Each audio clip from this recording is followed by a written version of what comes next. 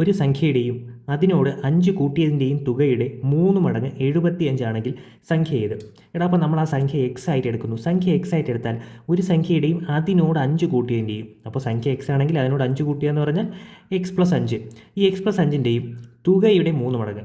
എടാ, എക്സിൻ്റെയും X plus 5ൻ്റെയും തുകയുടെ 3 മടങ്ങ് എന്ന് പറഞ്ഞാൽ എക്സ് പ്ലസ് 5 ഇതിൻ്റെ 3 മടങ്ങ്. 3 മടങ്ങ് എത്ര തന്നിട്ടുണ്ട്?